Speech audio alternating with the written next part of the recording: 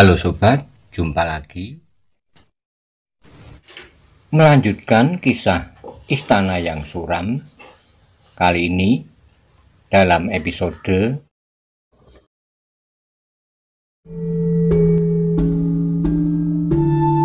Kegentingan di dalam Istana Kecil. Selamat menikmati. Salam budaya. Monggo kula aturi subscribe, like, komen, soho share, matur nuwun.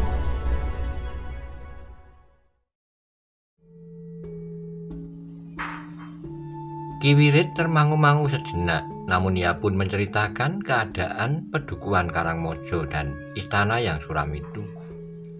Menceritakan tentang kedudukan Panon dan Kiai Rancang Bandang yang menyebut dirinya Ki Mino. Mereka dalam kesulitan, berkata Ki Ajarsepati di luar sadarnya. Apalagi di saat terakhir, berkata Ki Wirid. Aku pun merasa wajib setelah bertemu dengan Kiai untuk segera kembali ke sekitar istana kecil itu. Aku telah melihat sekelompok orang-orang Cengkir Pitu dan sekelompok yang lain dari Kumbang Kuning telah naik pula hari ini. Baru hari ini. Menjelang senja, mereka menempuh jalan yang berbeda. Aku melihat keduanya dari sebuah puncak kecil di Bukit Padas, di sebelah timur Karangmojo. Tapi keduanya menuju ke pedukuhan itu ketika kemudian hari menjadi gelap, dan keduanya mendaki pada jalan yang lain. Aku tidak dapat melihat mereka keduanya. Aku lebih senang mengikuti kelompok Kumbang Kuning yang agaknya langsung menuju ke pedukuhan. Namun agaknya keduanya sudah saling mengetahui. Ki Ajarsepati menarik napas dalam-dalam, hampir di luar sadarnya ia berkata, jadi kedua kelompok itu telah bersama-sama naik ke Gunungan Sewu. Tapi apakah yang Kisanak ketahui tentang kelompok Kumbang Kuning? Aku pun kemudian meninggalkannya dan turun ke pedukuhan ini untuk menemui Ki Ajar. Agaknya waktuku tinggal malam ini, karena mungkin sejak besok kejadian-kejadian yang tidak terduga akan mengguncangkan puncak Pegunungan Sewu.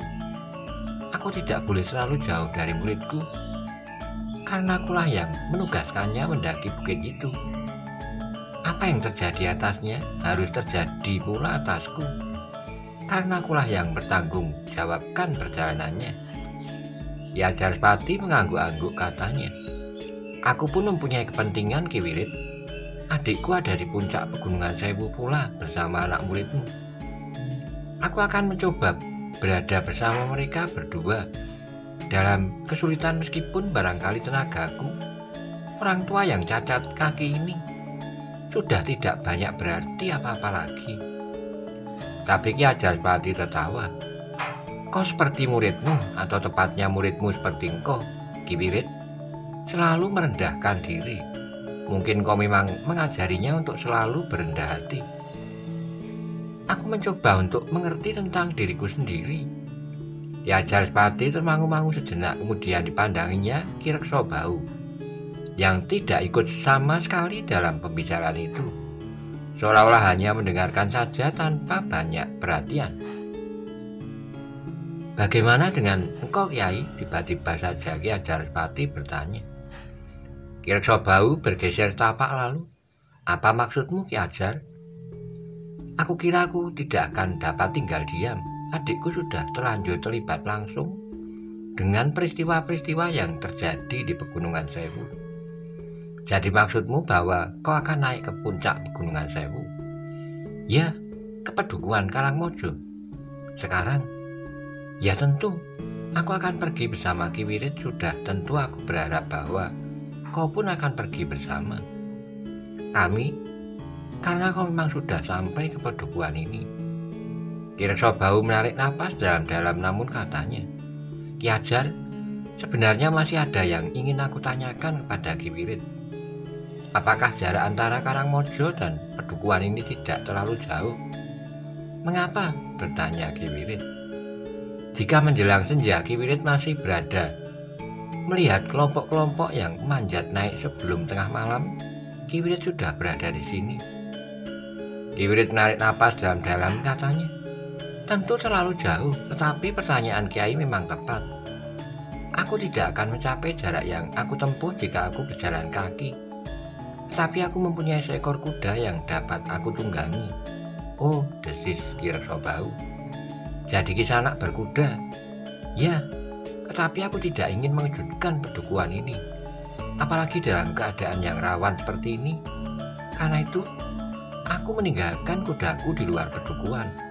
Bagi orang yang cacat kaki seperti aku, berjalan merupakan pekerjaan yang sangat berat. Meskipun hanya dari luar regol pedukuhan sampai ke regol halaman rumah ini.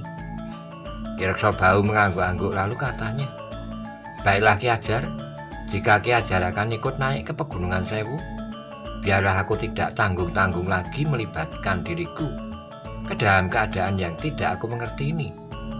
Tapi aku memang tertarik oleh kehadiran orang-orang dari perguruan Kumbang Kuning dan Cengkir Pitu.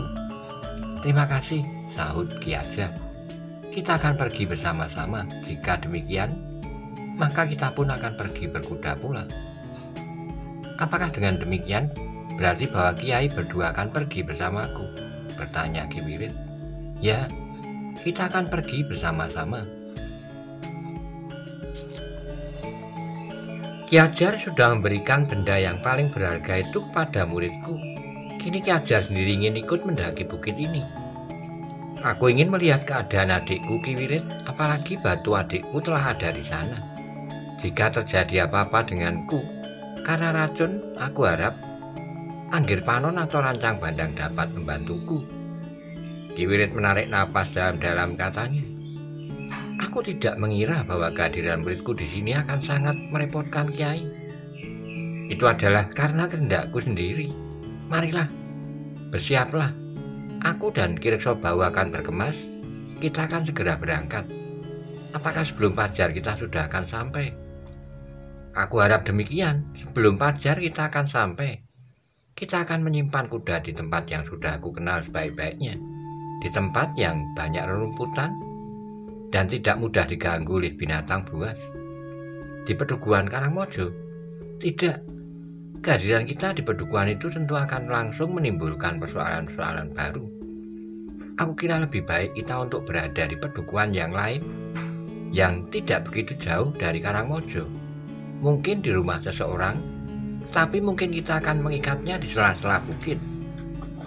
Ki Reksobau tidak mempersoalkannya. Bersama Ki Ajarpati, ia pun kemudian mempersiapkan diri dan membenahi kuda mereka.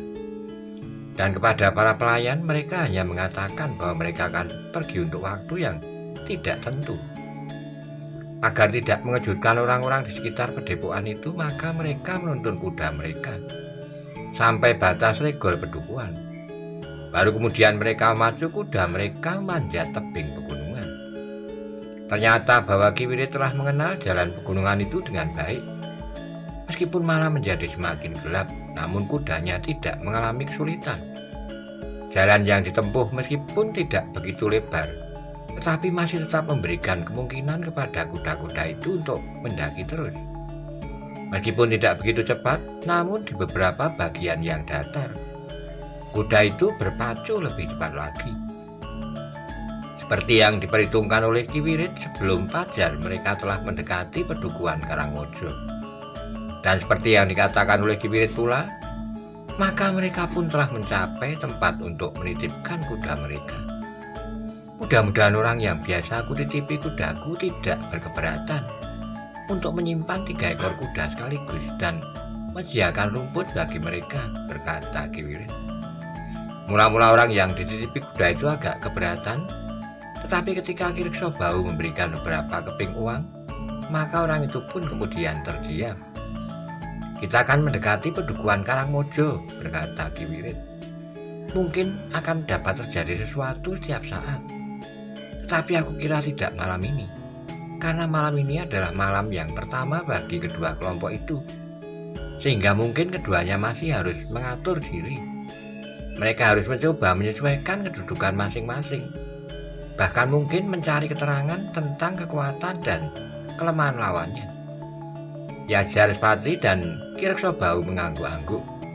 Mereka pun sependapat bahwa yang sebaik-baiknya mereka lakukan adalah mendekati istana kecil yang suram itu. Tapi apakah kita akan berhubungan dengan Panon dan Rancang Bandang? Bertanya Ki Ajarspati.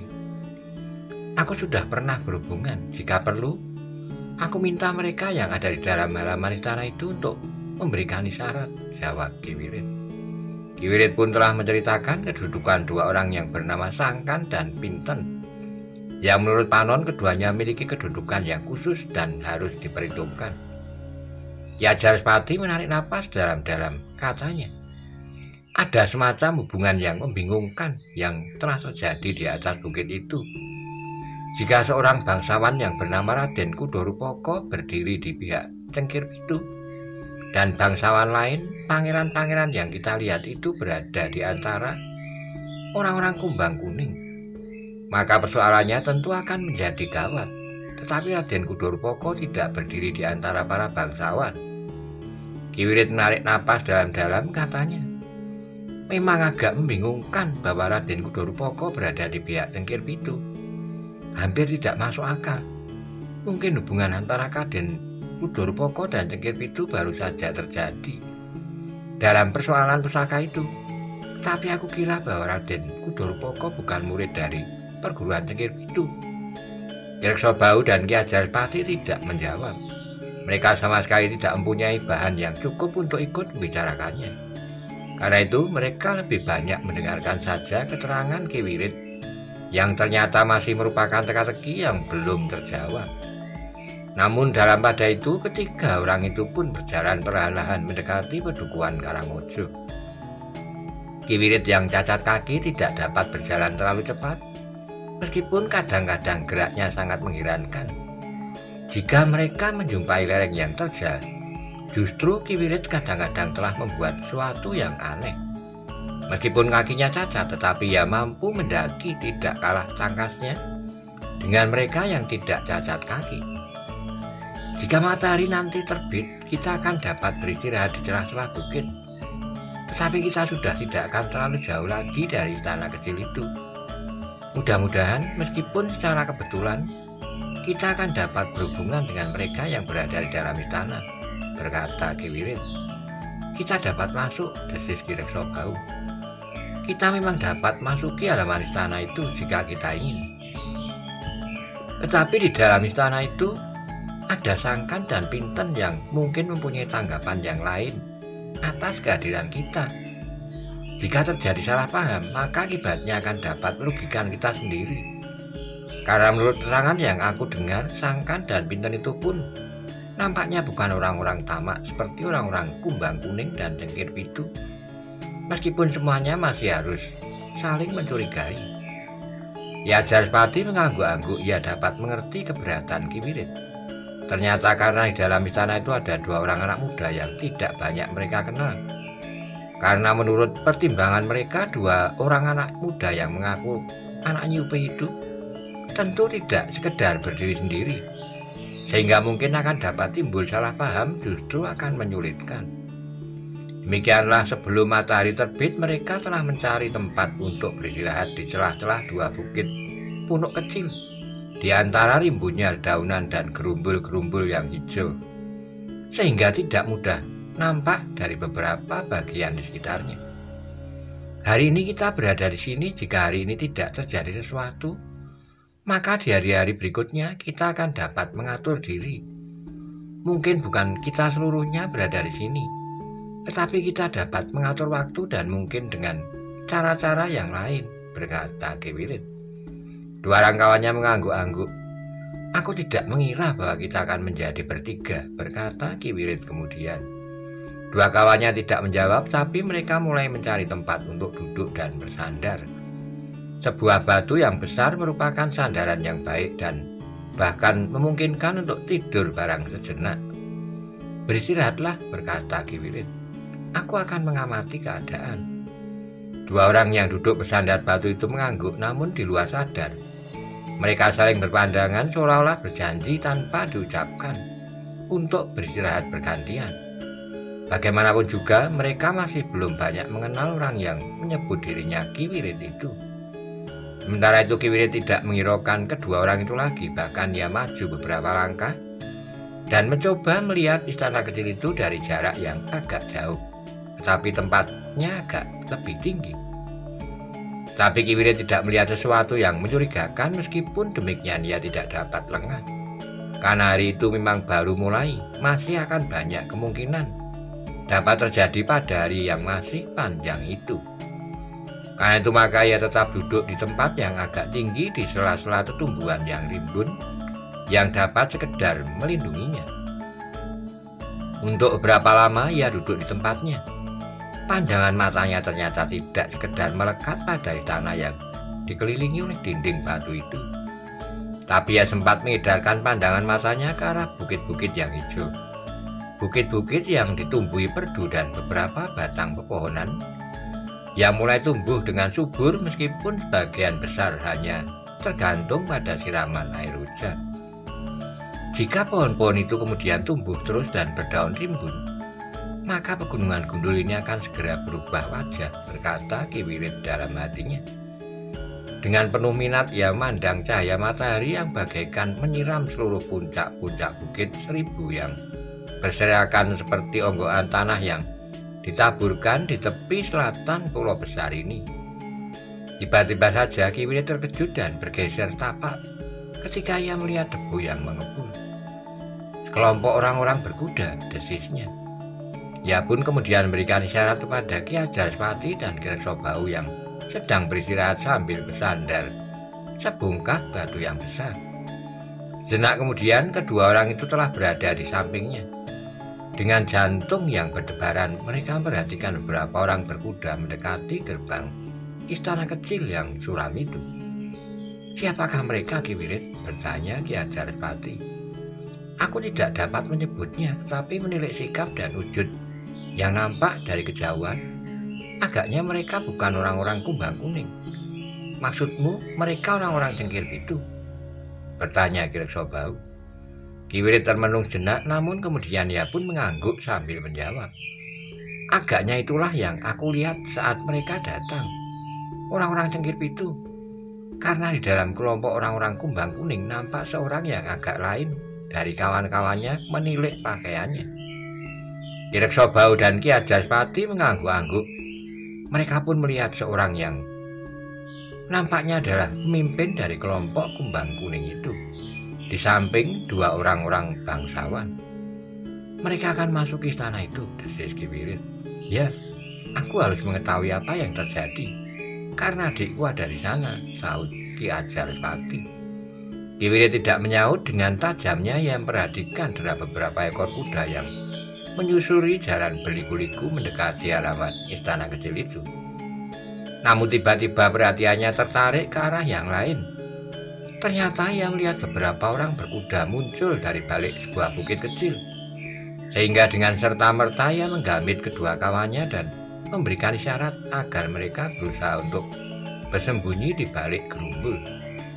Ki Ajalspati dan Ki Reksobau segera melihat kelompok orang yang berada di sela-sela puncak bukit di tempat yang agak jauh dari mereka. Orang-orang itu pun kemudian segera melompat turun dan dengan berhati-hati maju beberapa langkah, sementara yang lain mengikat kuda mereka di pepohonan perdu. "Itulah orang-orang kumbang kuning," desis Ki Wirid. Ki Ajalspati menarik napas dalam-dalam, katanya. Keadaan benar-benar menjadi gawat. Bentar lagi orang-orang guntur geni dalam jumlah yang besar akan berdatangan pula. Ki Wirid mengusap wajahnya yang berkeringat. Perlahan-lahan ia berdesis. Benar-benar suatu perebutan yang tidak kenal unggah-ungguh. Di istana itu masih tinggal istri Pangeran Kudo Darpodo, tetapi orang-orang itu memperlakukan seolah-olah mereka sedang berburu di tengah-tengah hutan yang liar. Mereka sama sekali tidak menghormati kehadiran pemilik istana itu dengan keluarganya yang tinggal. Aku kurang mengetahui dengan pasti apakah yang ada di dalam istana itu. Yang aku ketahui adikku ada di sana. Aku tidak boleh membiarkannya. Seperti Ki Wirid tentu tidak akan membiarkan muridnya mengalami kesulitan. Meskipun mulai timbul dalam hatiku pertanyaan, mengapa Ki Wirid telah memerintahkan muridnya ikut menjebak dirinya sendiri ke dalam sarang hantu itu pertanyaan itu memang memerlukan jawaban Ki Ajat, aku akan memberikan jawaban dengan jelas jika semuanya sudah selesai kelak. Karena masalahnya menyangkut banyak segi, jawab Ki Wirid. Ki Ajapati mengangguk-angguk meskipun jawaban Ki Wirid itu tidak dapat menghapuskan kecurigaannya. Namun rasa-rasanya masih ada juga kepercayaannya kepada orang-orang yang cacat kaki itu. Sementara itu, orang-orang berkuda dari kelompok perguruan Cengkir Pitu telah berada di depan regol istana kecil. Sementara orang-orang kumbang kuning mengawasi saja dari kejauhan. Namun pada itu, Ki Wirid dan kedua kawannya telah dapat menduga bahwa orang-orang kumbang kuning yang agaknya merasa dirinya tidak sekuat orang-orang Cengkir Pitu menunggu saja benturan yang dapat terjadi antara orang-orang Cengkir Pitu dan orang-orang yang berada di halaman istana kecil itu. Meskipun akhirnya orang-orang Cengkir Pitu akan berhasil memusnahkan orang-orang yang berada di dalam halaman istana kecil itu, tetapi kekuatan Cengkir Pitu pun tentu akan sudah berkurang. Karena mereka yang ada di dalam istana itu pun bukannya sekedar orang-orang kebanyakan. Pada itu, orang-orang Cengkir Pitu sudah berada di depan gerbang istana kecil itu. Maka seluruh istana kecil menjadi berdebar-debar. Panon terpaksa menjadi sangat berhati-hati. Ia telah maksa Panji Surawilogo dengan kekerasan untuk memanjat dan bersembunyi di atas atap, kemudian mengikat dan menyumbat mulutnya. Maaf Raden Panji, desis Panon. Aku terpaksa melakukan ini agar Raden tidak menjadi hambatan bagi kami. Justru karena ada persoalan yang harus kami atasi. Sangkan yang sependapat dengan tindakan Panon itu pun ikut pula naik ke atas atap dengan sebilah keris di tangannya. Wajahnya nampak sungguh-sungguh, seolah-olah Sangkan yang menggenggam keris telanjang di depan dada Panji Surawilogo itu bukan Sangkan yang sehari-hari dikenalnya. Setelah mengikat Panji Surawilogo di atap, maka kedua anak-anak muda itu pun segera turun. Pada itu, di tangga pendopo, Kimino berdiri menunggu peristiwa apakah yang bakal terjadi. Ia melihat beberapa orang berkuda sudah berhenti di depan regol halaman, namun ia masih tetap berdiri di tempatnya. Wajahnya nampak tegang, sementara tangan kanannya menjadi gemetar. Di lambungnya nampak bukan saja kerisnya, tapi juga sebilah pedang. Sementara Kimino menunggu dengan tegang di tangga pendopo, Pinten berdiri di pintu peringgitan. Ia menyandang pedang di lambung, wajahnya pun menyorotkan kesungguhan. Tatapan matanya atas orang-orang yang berdatangan. Di belakangnya Inten Prawesti berdiri dengan gemetar. Putri, berkata Pinten tanpa berpaling, masuklah ke dalam bilik bersama ibunda. Selaraklah pintu dan jangan dibuka jika Putri tidak yakin bahwa yang mengetuk pintu adalah salah seorang dari kami penghuni tanah ini. Aku takut Pinten, desis Inten Prawesti. Putri akan aman bila berada di dalam bilik ibunda. Justru di luar bilik keadaan akan semakin berbahaya bagi Putri. Inten termangu-mangu jenak, tapi lewat lubang pintu ia pun melihat beberapa orang berkuda menghampiri regol halamannya. Cepatlah Putri, kami tidak tahu apa yang bakal terjadi. Mungkin mereka sekedar melihat-lihat keadaan istana ini, tetapi mungkin bakal terjadi benturan kekerasan. Mereka lebih banyak dari kalian berempat. Apapun yang bakal terjadi, kita tidak akan dapat membiarkan mereka berbuat sesuatu di halaman ini. Meskipun ia menyebut dirinya Raden Kudorupoko. Inten termangu-mangu dan ia pun ternyata melihat seorang anak muda di antara beberapa orang berkuda itu justru berada yang paling depan. Kamas Kudorupoko ada di antara mereka, desisnya. Mereka adalah orang-orang dari perguruan Cengkir Pitu, sahut Pinten. Di antaranya adalah Raden Kudorupoko. Inten termangu-mangu jenak, kekecewaan yang dalam terhadap Raden Kudorupoko telah mencekam hatinya. Putri, desak Pinten kemudian, cepatlah sebelum mereka mecahkan pintu gerbang dan menghambur masuki halaman. Kakang Sangkan sudah bertekad tidak akan membuka pintu regol, tapi kita semua yakin bahwa mereka akan memecahkan pintu itu. Mengapa pintu itu tidak dibuka saja? Tidak Putri, dengan demikian kami akan melihat dengan jelas sebagai suatu bukti bahwa mereka berniat buruk. Jika mereka tidak mempunyai niat buruk, mereka tidak akan memecahkan pintu. Karena seharusnya mereka mengetahui bahwa jika pintu tidak dibuka, itu berarti bahwa kita tidak mau menerima mereka. Inten masih termangu-mangu. Cepatlah, bentar lagi pintu itu akan jebol. Dengan ragu-ragu Inten kemudian bergeser selangkah, namun ia pun kemudian segera berlari menghambur masuk ke dalam biliknya. Inten, desis ibunya yang menyongsongnya. Apa yang terjadi?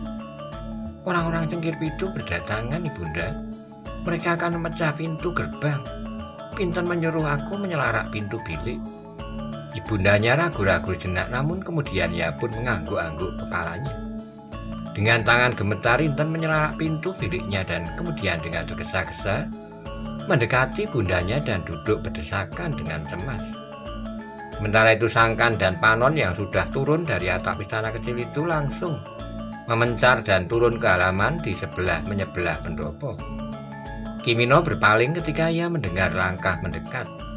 Ia menarik napas dalam-dalam ketika ia melihat Panon dan Sangkan berada di sisi pendopo yang berseberangan. Apalagi kemudian ia pun melihat Pinten yang sudah berdiri di pendopo dengan pakaiannya yang khusus dan sepasang pedang di lambung. Kimino mengerutkan keningnya. Ia belum pernah melihat Pinten sedemikian garangnya dengan sepasang pedang. Tetapi kini agaknya ia merasa perlu menyatakan dirinya dalam kelengkapan serupa itu.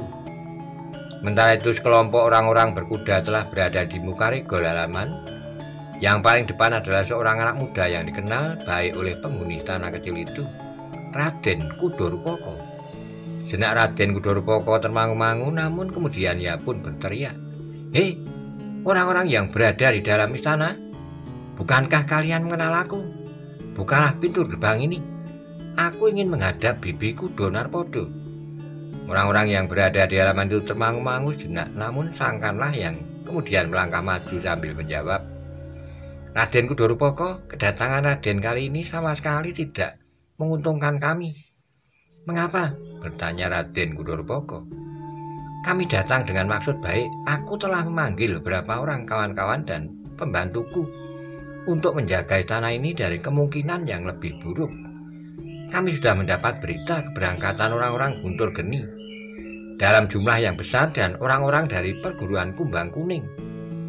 Sangkan memandang orang-orang yang berada di luar pintu regol dari lubang papan yang sudah lapuk. Meskipun agak kurang jelas, tapi ia melihat wajah-wajah yang kasar dan penuh kebencian. Namun ia melihat juga wajah-wajah yang memancarkan derajat kebangsawanannya, seperti wajah Raden Kudorupoko. "Sangkan," teriak Raden Kudorupoko, "apakah kau sudah gila? Bukalah pintunya. Aku tidak datang seorang diri. Jika aku mau, maka istana ini akan menjadi abu dalam sekejap." "Kedatangan Raden benar-benar tidak kami harapkan," berkata Sangkan. "Silahkan Raden pergi saja." "Gila, kau sudah gila. Aku akan menghadap bibi. Kau tahu akibat apa yang dapat terjadi jika kau memaksa kami mempergunakan kekerasan. Raden memang sudah mempergunakan kekuatan. Maaf jika kami tidak dapat mempercayai Raden lagi. Gila, cepat, aku dapat berbuat apa saja atas kalian." Sangkan termangu-mangu jenak, tapi ia sudah siap menghadapi segala kemungkinan apapun yang akan terjadi. Sementara itu Raden Ayuku Donarpodo menjadi gelisah di dalam biliknya. Ia mendengar pembicaraan di halaman, kemudian ia berkata kepada Inten Prawesti, "Inten, tidak seharusnya aku tetap berada di bilik ini. Angger Kudorupoko agaknya benar-benar ingin menemui aku. Tetapi itu berbahaya sekali, Bunda. Aku kira tidak akan ada bedanya. Seandainya kita berdua bersembunyi di dalam bilik ini, jika terjadi benturan kekerasan, maka akan jatuh korban yang sebenarnya tidak bersalah. Mungkin Sangkan, mungkin Panon, dan bahkan mungkin Pinten." Putri Inten Prawesti yang memegangi lengan ibundanya berkata terbata-bata, "Tapi Pinten minta agar kita berada di dalam bilik ini saja." Putri yang ketakutan itu menjadi heran ketika tiba-tiba saja ibunda tersenyum. Ia sama sekali tidak mengerti makna dari senyum itu, meskipun nampak betapa senyum itu menyimpan kepalsuan perasaan. Sebenarnya lah kepedihan hati bundanya sudah menjadi seakan-akan jenuh. Raden Ayu Kudo Narpodo tidak dapat menampung lagi kecemasan dan ketika bagi peristiwa-peristiwa yang mendatang. Bahkan tiba-tiba saja seolah-olah ia menemukan kekuatan untuk berbuat sesuatu. Karena ia merasa bahwa tidak akan ada gunanya lagi menghindari kesulitan yang bakal datang, yang semakin lama justru semakin tertimbun. "Inten," berkata ibundanya sambil mengusap kepala anaknya, "aku sudah tua. Aku tidak tahu apakah yang sebaiknya aku lakukan. Tetapi apapun yang terjadi atasku, tentu tidak akan banyak berakibat bagi tanah ini." "Tidak, Ibu. Tentu akibatnya akan sangat parah bagiku. Apapun yang akan ibunda lakukan, aku akan ikut serta, hidup atau mati." Ibundanya menarik napas dalam-dalam kemudian katanya, "Inten, kau sajalah yang tinggal di dalam bilik ini. Aku akan minta Pinten mengawanimu. Ia adalah seorang gadis yang luar biasa. Ia memiliki kemampuan-kemampuan seperti laki-laki. Bahkan ia dapat mengalahkan laki-laki." Tidak, Bunda. Aku akan ikut kemana Ibunda pergi." Jenak Raden Ayu Kudo Narpodo termangu-mangu, namun hatinya menjadi semakin berdebar-debar. Ketika ia mendengar orang-orang di luar istana itu berbicara semakin keras dan kasar. "Aku harus mencegahnya," desis Raden Ayu Kudo Narpodo. Tapi ketika Raden Ayu Kudo Narpodo berdiri, Inten ikut berdiri pula. Ia selalu berpegangan lengan ibundanya dan tidak mau melepaskannya. "Inten," berkata ibundanya, "tinggallah di dalam bilik ini. Sebentar lagi Pinten akan datang. Bagimu dan dalam saat seperti ini Pinten lebih berguna daripadaku." "Tidak, Ibunda. Aku ikut bersama-sama Ibunda."